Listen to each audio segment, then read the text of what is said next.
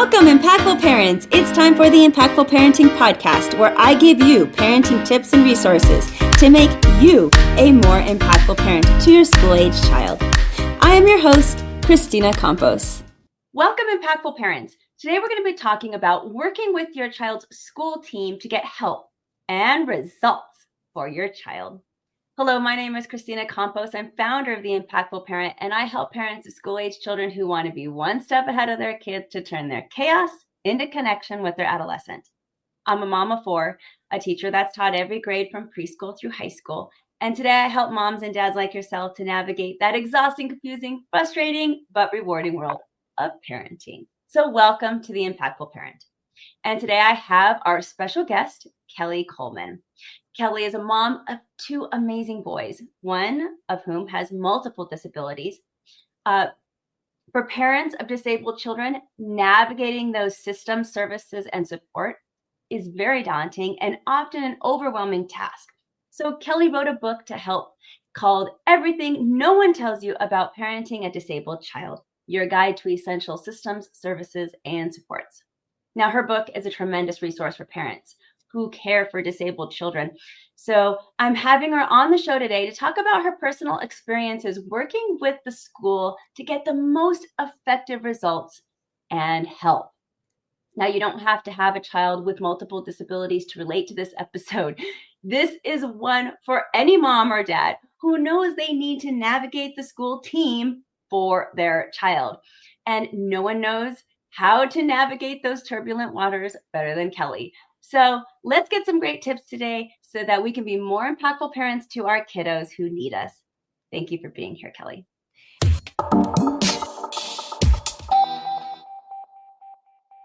Thank you for having me. As I was thinking about our conversation, I was thinking about the word impactful when it comes to education. Parents can be so impactful. And at times when we just feel like we are trying to figure out which way is up, I think school can be a great entry point for us feeling like we can both be impactful and also surround ourselves with a team that allows us to step back and to be people. And it's a tricky balance, but it is doable. Oh, it is a tricky balance. And I mean, school systems, right? So I was an educator, so I love our school systems. But as a parent, I have had hit or miss experiences with my school team. My oldest son being very dyslexic and having kids with mental health issues and, just lots of different scenarios that I had to navigate school teams. Sometimes I feel like it was a godsend and just a miracle. And other times I was very, frankly, just disappointed. Disappointed in what was there for me and how that turned out.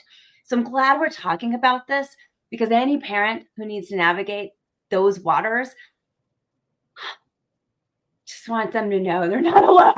Like they are so not alone. Oh my goodness. And the fact that the two of us are able to navigate this, we didn't just wake up one day being able to navigate. We learned this through years and years of experience. You have the added bonus of having been an educator for so long. I do. I'm coming at this not from that background. And yes, families are not alone in the challenges. We've had quite negative experiences. We've had overwhelmingly positive experiences.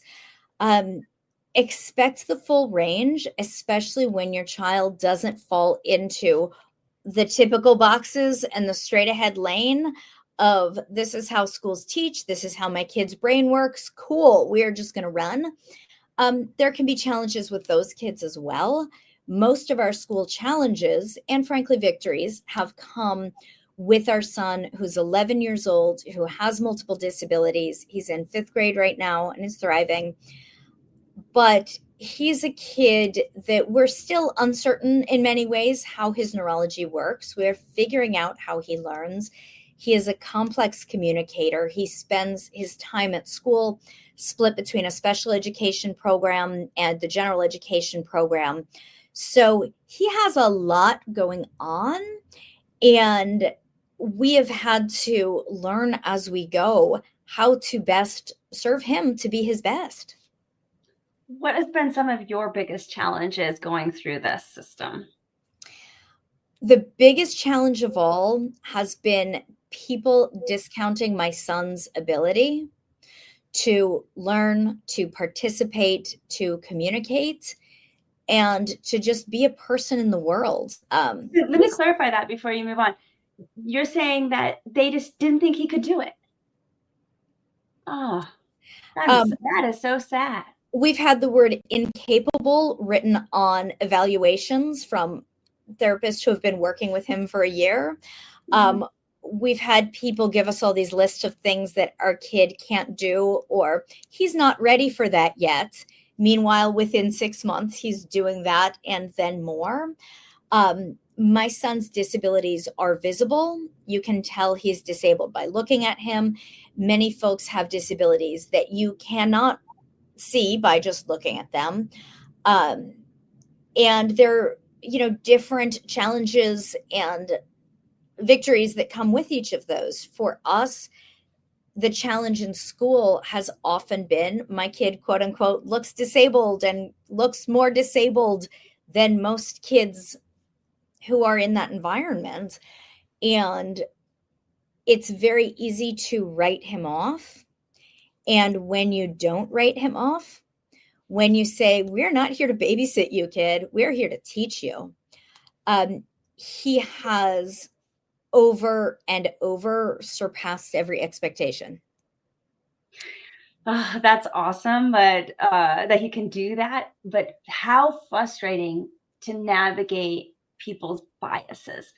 And I can't say that you're alone in that too. I mean, I've had that, not that exact experience, but same thing, navigating the schools where they say, no, he's not ready, or he can't do that, or we just can't have him participate. Oh, so frustrating. I'm glad you're mentioning it though, because I want parents to know that it's not just them, not just their kid. Would you say that there's a perfect school for kids with disabilities out there? If there is, will you find it and will you please let me know? Because I would be thrilled to know about one. Each disability, even the same disability in different people, can present so differently. I have yet to see a perfect school that knows everything about how to do inclusion, how to do special education, how to best educate neurodiverse or intellectually disabled individuals. I have yet to find or to hear about a perfect school. I was looking for that perfect school for my son for years. And at first I was very disappointed that it didn't exist, but we need to be real about finding the best option that is available to our child. Are we willing to drive an hour and a half in each direction to go to a school that seems great? For us, that wasn't the best option. Are we willing to look at private options? Are we willing to take a chance on a public school that we're hoping works, but we're not sure about?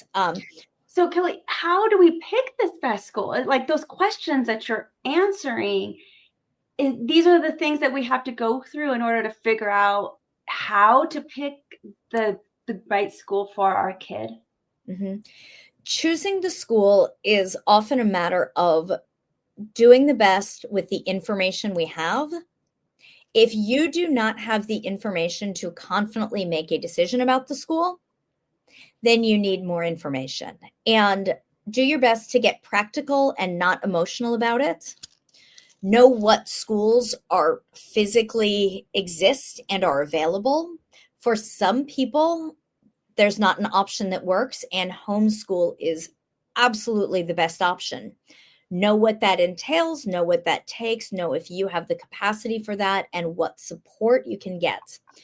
I have in my book a checklist for if you are visiting schools. It is a long checklist of all of the different factors so that you can gather information in an objective way, meet with the teachers, observe the class, and whenever possible, talk to other parents who have kids at this school or have in the recent past, ideally whose learning styles mirror your child's.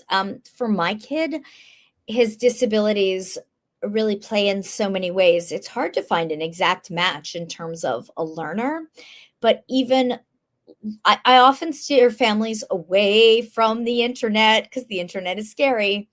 But I have found a couple of really solid local private social media groups where I do feel comfortable asking parents, hey, has anyone been to the school? What has been your experience? And talking with other parents, gathering information, because that's the way to do what's best for our child, and know that a school that everyone else loves might not be the right fit for your child, and that's okay. It sounds like a lot of time and effort. But I mean, that's just parenting, I guess. I mean, but it does. It sounds like a lot of time and effort. And I want to point that out so that parents know. But a really important decision. Yes. And then let's say you find this school. How do you know that your child is being successful when we're not there all day long with them? And especially in your case and in so many others with kids with multiple disabilities that can't communicate or speak the way, an average person might, that's got to be more frustrating. So how do you know if you're in the right spot? Yes. There's a lot of guessing and hoping of figuring out. You make a guess, you go for it. And from the very beginning, you establish communication with your child's teacher. I have one child who has always been able to tell me every detail of his school day. Our younger son, his communication is emerging. He has a communication device. His is an iPad with a communication program. He has some pointing, some gestures, some expressions, and some sounds, but really there is a lot of guesswork. So how do we make the guesswork effective and real? Certainly my son, who is mobile, you tell him it's time to go to school, he runs to the door and says, open, open, open. So that's a good sign that he enjoys it. And he leaps out of the car and runs over and hugs his teacher. Also a good sign. So he's happy and he feels safe and he is loved and respected at the school. That we can see with our own eyes. What we need to put in the extra effort for is the communication with the teacher, especially when our kids aren't able to communicate or aren't able to fully communicate. And first question is to the teacher, what is your preferred method of communication? Let them know you want to support them. You do not want to micromanage them. You are here to support them and to support your child's learning. You want to be in regular communication to be sure that you are understanding what's happening and you are best supporting them. They might say, talk to me at pickup or drop-offs, schedule conferences whenever you want, text, email, phone call, lean into their preferred method of communication. If there is a language barrier of any sort, it's okay to ask them for emails that you can translate, text that you can translate, or even having a translation app open when you are communicating. They want you to communicate.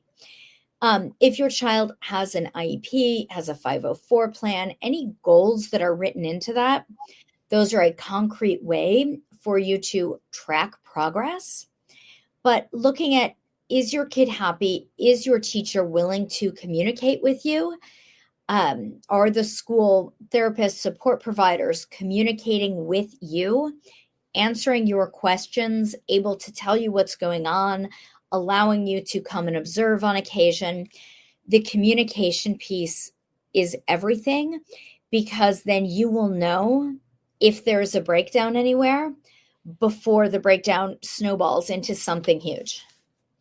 I know parents are tired and it's a lot. But as an educator, I can't tell you how important these communications are. That first interaction when they get a new teacher, really is. And anywhere, all my 4 children, even the ones that seemingly that particular year may not have an issue that that's like pressing at the moment, I still go and make an appointment with the teacher and let them know, hey, I want to let you know this is who I am. I'm here to support you as a parent. Here's how to contact me. I'm saying exactly what you're saying. How should I contact you? I want to make sure that we're in open communication with each other. And that's even when my kid doesn't have any issues. Yes. Because as an educator, it is so nice to know the parents that care. Mm-hmm. And I hate to say that, but there are many parents that don't. Mm-hmm. And so make sure that you are presenting yourself to that educator as a parent that cares. Mm-hmm. And whether we like it or not, as an educator, that puts that kid on your radar.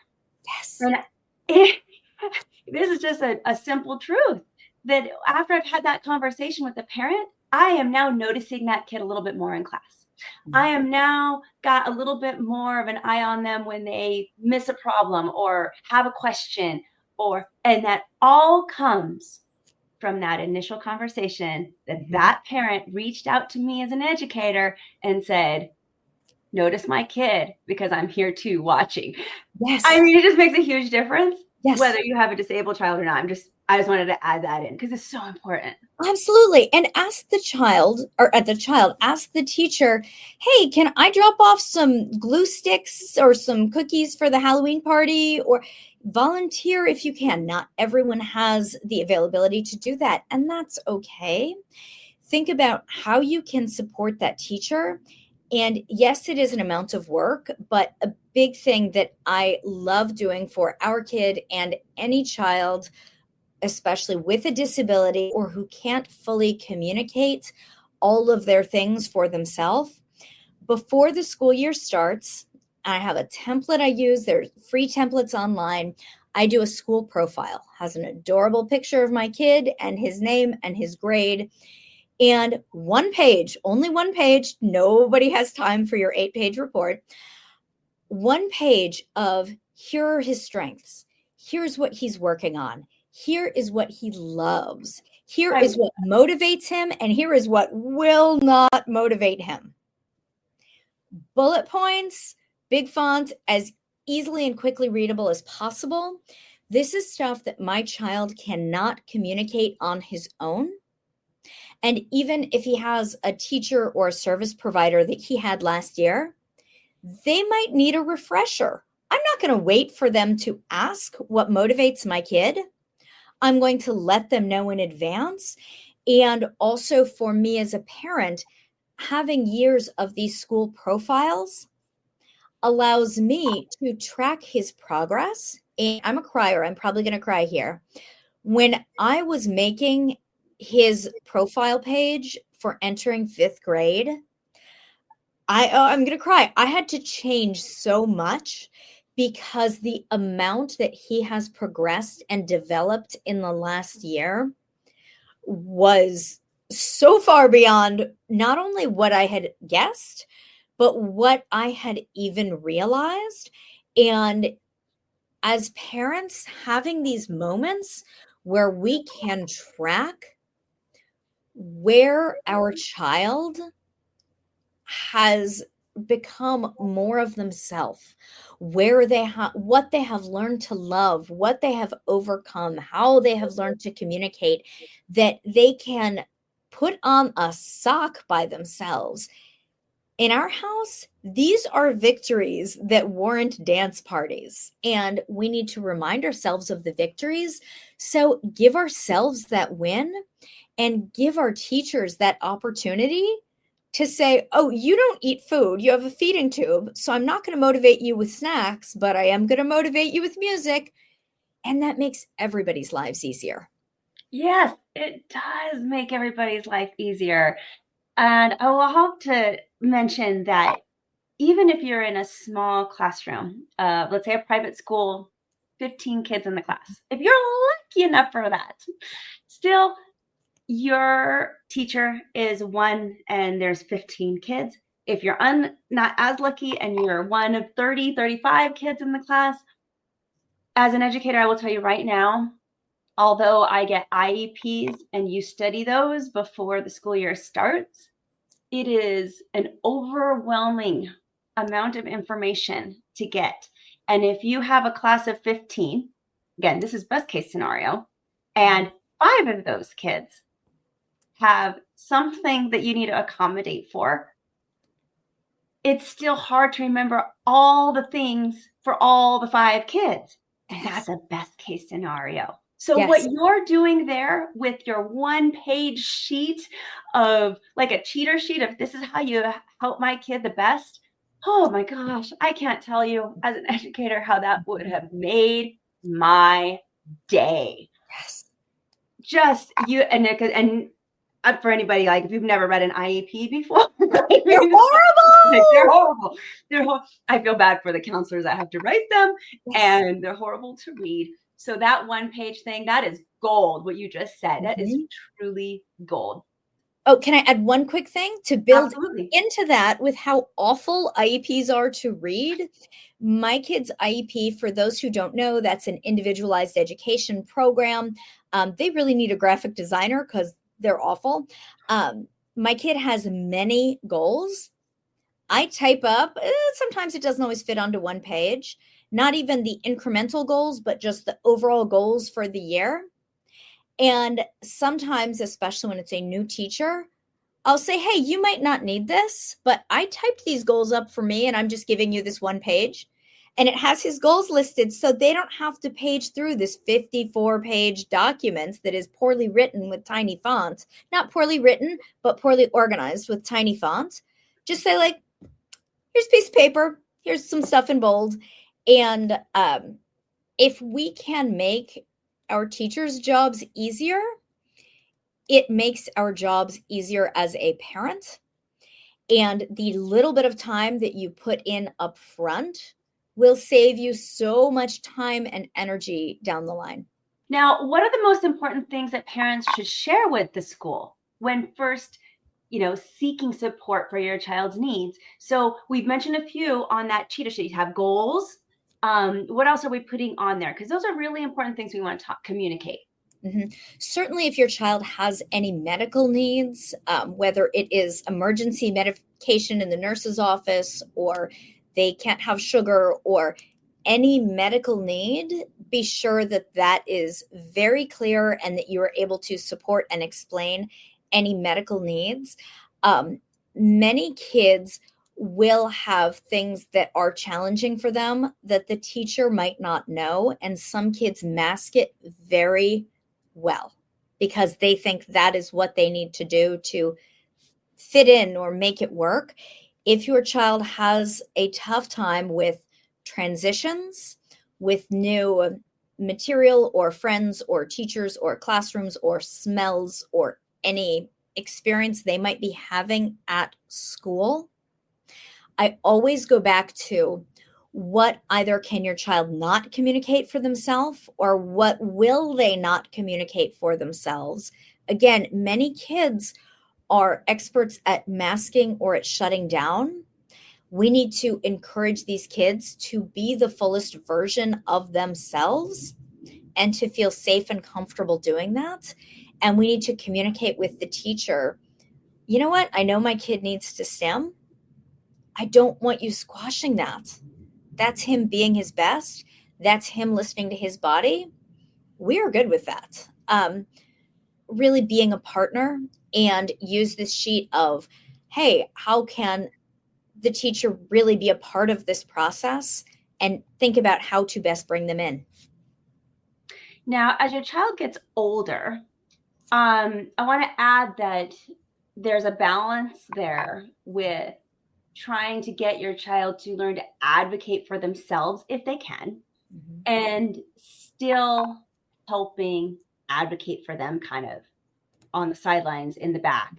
And, you want them to grow into that. And at the same time, you don't want a teacher to miss something. And as your child gets older, they learn to cope with their deficiencies more, and they learn to mask, like you said, some of those things that you want the teacher still to know. Like if they have trouble still, in my case, it was reading, if they still have trouble reading, but they don't present themselves that way because their coping mechanisms now have had them figure that out, that it's not really apparent right away.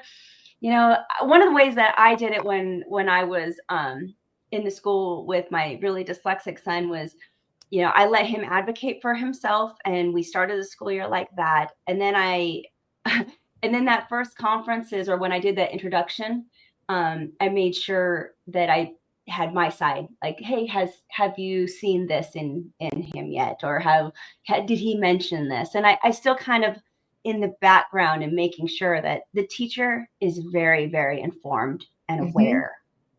Yes. And I love what you just said. You said, have you seen this? Because the teacher might say yes or might say no, but asking them questions, have you seen this? And also saying, here's what I am seeing at home that you might not be seeing in the classroom. For example, my friend's kids said it took them 8.5 minutes to do this homework assignment. It took us 5 hours with crying and meltdowns and so much support. And is this supposed to take over 5 hours to do this assignment? Your teacher will not see that. All they will see is a completed assignment. And that does not mean you need to let your child flounder at home. It might mean they need something different, either in the teaching or in the accommodations for doing this work, and being sure that you and the teacher have as much of the same information as possible, knowing what is comfortable for your child to talk about when they are there or not. You want to keep your child feeling comfortable and safe and supported. And you do want them to self-advocate. And it is a tricky balance because all parents of children are in there and being the cheerleaders and the advocates and the fighters that we need to be. Too often when our kids have disabilities of any sort, it's really easy for parents to just make it about us.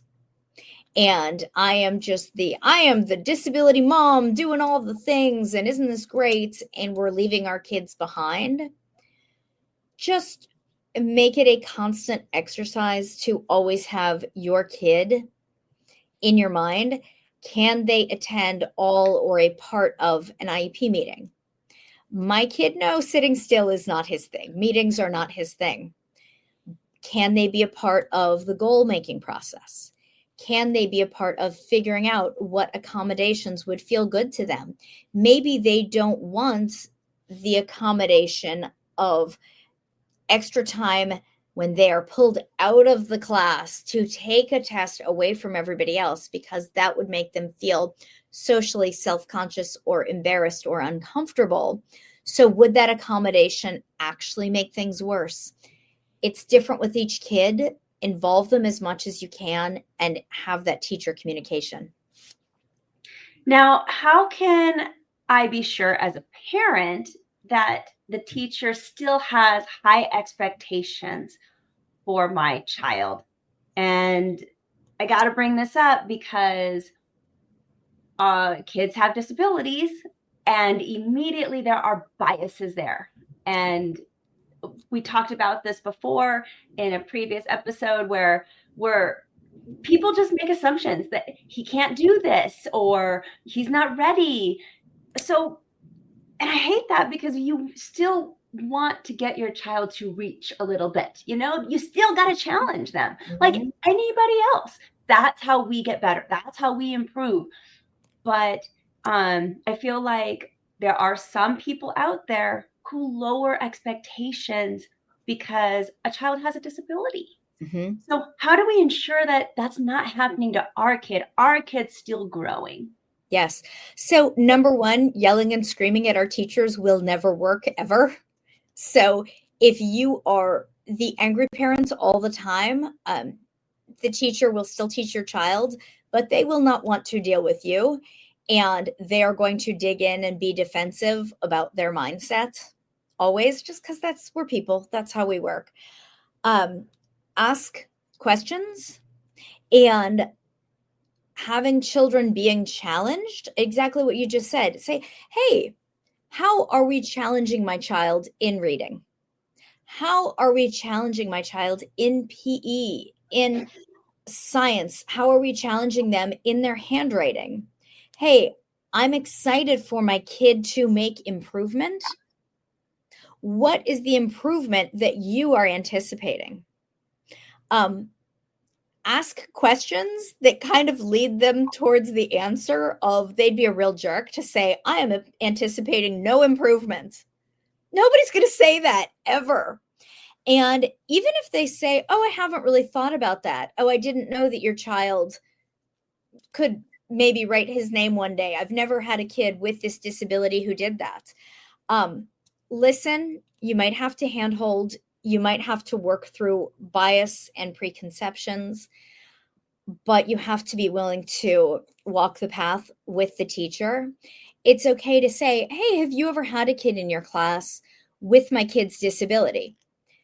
If not, hey, can I give you some information that will make your job easier for you to teach my kid? We've got this. They might say, oh, I've had many kids with Down syndrome, and here's where they cap by the end of 3rd grade every single time. Say, oh, that's interesting because I know other kids with Down syndrome who have blown past that cap by 2nd grade. Let's talk together about ways to challenge my child. And we also need to take into account, so the phrase presume competence is one that is talked about often and necessarily. We need to presume our children are competent. And in the rare instances which we faced, when a teacher uses that as an excuse to not meet your kid where they are, you need to be aware of that. If a teacher's saying, oh, I'm just teaching all of this stuff and I don't need to explain or give accommodations for your child because I'm presuming they are competent, my kid's very competent and needs many accommodations. Know that if your child needs accommodations, those are not extra. That's not a bonus they're getting. That is what they need to equally access their education, which is the law. And it is sometimes an uphill battle to get teachers to challenge our kids with disabilities. And we need to be willing to ask questions, to handhold as necessary, and to say things like, I am totally confident that you can work on my child's handwriting. I absolutely know you can do this, because nobody's going to be like, oh no, don't be confident in me. Nope, can't do that. You might need to build up their confidence and let your child show them all the things they can do. So we're setting goals for our child, and hopefully we're setting goals with our educators and the team at school and things. But how ambitious should those goals really be? How ambitious the goals should be really depends on the situation. What I come back to is that goals drive services. And I think not enough of us really know and understand that. So you need to think about the goals and the services in tandem. I think of goals as challenging and achievable. If any part of that goal is achievable, then I think that can be a really good goal. We do want things for my son. It is very clear to anyone who's worked with him, he will need a tremendous amount of services and supports for his lifetime. So I need to be sure to have speech goals, for example, in his IEP that are ambitious and are a stretch, so that will justify him receiving the services, because we need to justify the services by having appropriately ambitious goals. If he is never meeting any goals or any part of those goals, they're too ambitious. There are things we've been too ambitious with in the past and we've had to scale back. There have been things that were not nearly ambitious enough, and we've had to revisit. Know that we do our best with the goals and that we can revisit the goals at any point throughout the year. You can call an IEP, you can call an amendment IEP to change big things or small things within the goals. Obviously, that is a team discussion that you do with your team, and do your best with the goals and allow your kid the space to be challenged and to surprise you, because often they do. Now it sounds like we're going to be involved quite a bit. Like we're going to get into that school and we're going to be involved. We are going to be a parent that's present. But how do we do that in a way that's not annoying?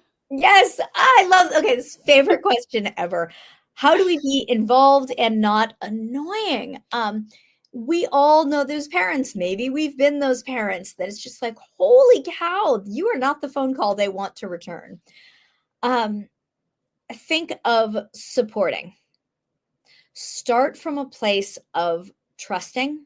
It can be hard. Many of us have had negative experiences, whether it's through the school system, the medical system, the social service system, all the things.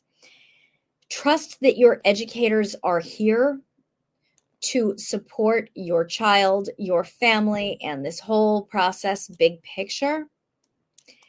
Again, ask your teacher how they want the communication to happen, and communicate frequently throughout the year.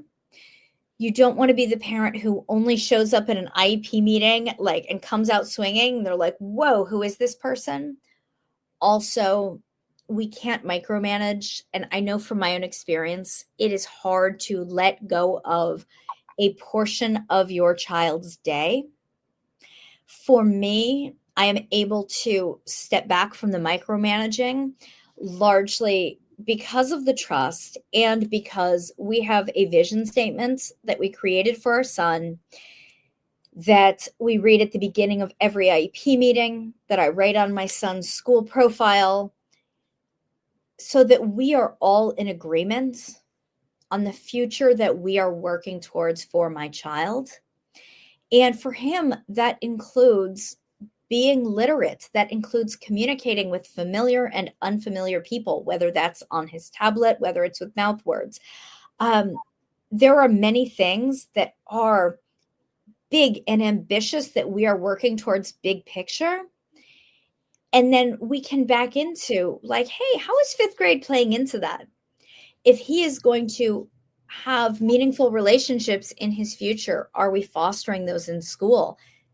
And communicate with your teacher about all of these things, and then let go and trust. I get that it's hard. I get that it is really, really hard.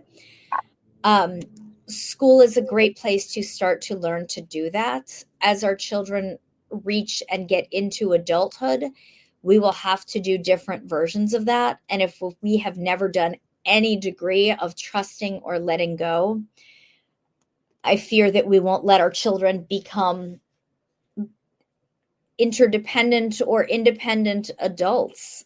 And that's what we're working towards for all of our kids. Now, before we end this episode, because this has been great and so full of information, we got to mention your book, because it is the best resource for parents with kids with disabilities. And your book is called Everything No One Tells You About Parenting a Disabled Child, Your Guide to Essential Systems, Services, and Supports. Tell us, Kelley, where can we find this book? And just a quick synopsis, what's inside? Yes. So the book is available at all the book places, Amazon, Target, Barnes & Noble, your local independent bookseller. And it's the guide that I desperately needed a decade ago when we started on this journey.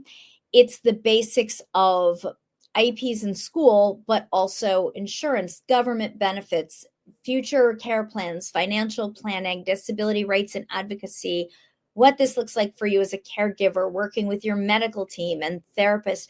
It's weirdly not boring, I swear, and has interviews with over 40 experts. It has templates, bullet points, questions to ask yourself so that you learn the basics and can build this journey for yourself way that works best for you, your family, and especially for your child. Thank you for everything, Kelley. Parents, go out there and grab this book. It is an amazing resource. You have to have it on your bookshelf. And send in any questions that you might have, as we love to interact with our audience and answer something that you might have. You might have a pressing question as you're listening to our episode right now. Email us at theimpactfulparent@gmail.com, and maybe we'll present it in the next episode because we would love to hear from you. I'm glad you decided to be here today. Begin your Impactful Parent journey by downloading the Impactful Parent app. The Impactful Parent app is free so that you can carry help, tips, and parenting resources right in your pocket. Discover answers to your parenting questions and download the app today. Go to your phone's app store and discover how you can step up your parenting game and become a more impactful parent. And remember that this episode is just a small part of what the Impactful Parent offers. Also available are online courses, parent support groups, coaching services, and of course, the Impactful Parent app. So find out more by going to theimpactfulparent.com. But until next time, you got this, parents. I'm just here to help. Thank you for listening today. Remember to subscribe and share this podcast with a friend. And don't forget, the Impactful Parenting Podcast is an extension of the Impactful Parent community. Go to the Impactful Parent website and download the free Impactful Parent app so you don't miss a parenting tip that can help you and your family. Thanks for listening today. So go to theimpactfulparent.com and see you next episode.